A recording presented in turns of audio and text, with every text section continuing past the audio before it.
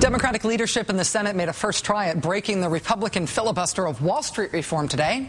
Didn't work. Democrats continue to wrangle not only with Republicans, but with some in their own party on further amending the bill. A couple of the votes against going ahead with reform today were actually from Democrats. Maria Cantwell of Washington and Russ Feingold of Wisconsin, arguing that the bill needs further strengthening before it's finalized. As the big wrangly amendment process continues to get wrangled, however, some senators are managing to settle some issues. Remember the whole payday loan issue? Remember the guy in Tennessee who's made so much money ripping people off to the tune of 400% interest on payday loans that he built himself his own private personal regulation-sized football stadium in his backyard?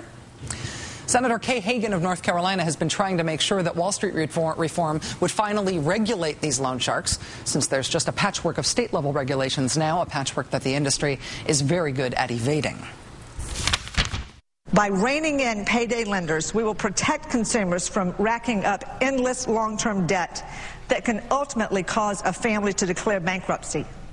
This amendment protects consumers by ensuring that short-term cash advances remain short-term. Senator Kay Hagan of North Carolina introduced the regulate payday lenders thing yesterday. Senator Richard Shelby of Alabama blocked it. So Wall Street reform now chugs along, much still to be decided, a final vote yet to be scheduled. But if there is one thing that the top Republican on the banking committee wants to be known definitively at this woolly, undefinitive moment, it's that the 400% interest payday loan shark unregulated guys have friends in Washington looking out for them. Payday lender stock actually rose on Wall Street today. Joining us now is Chris Hayes, Washington editor of The Nation magazine. Hi, Chris. Good to see you. Good to see you too, Rachel. Are we in danger of not getting Wall Street reform now? How big a setback was this vote today?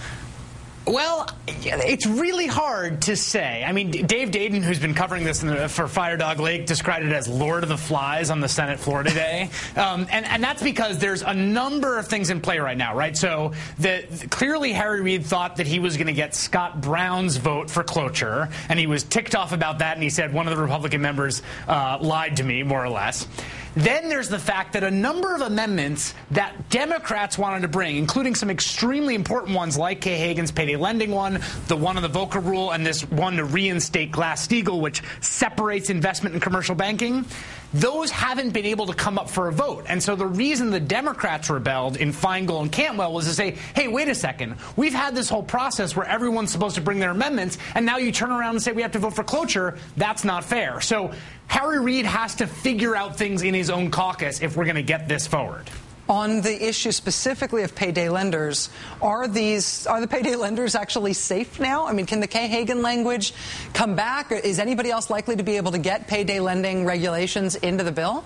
Okay, so it is a little procedurally complex, but basically the Hagan bill never actually came up for a vote today. It was denied unanimous consent. In the Senate, basically you need unanimous consent to move forward on anything, and the Republicans have just started saying, nope, no more amendments, we won't give unanimous consent. So it's possible the leadership can bring the Hagan vote to the floor still, and if that doesn't work, it's also possible that the CPFA, which is the sort of consumer protection element of the bill, can actually bring payday lenders under its regulatory purview, although that also is a little bit of a question mark once everything cashes out. So that's an unsatisfying answer, but that's where things stand. So at this point, though, bottom line, the payday lending thing could still come up. Democrats need to get their own house in order in terms of passing the dumb thing, and we don't know when it's going to happen.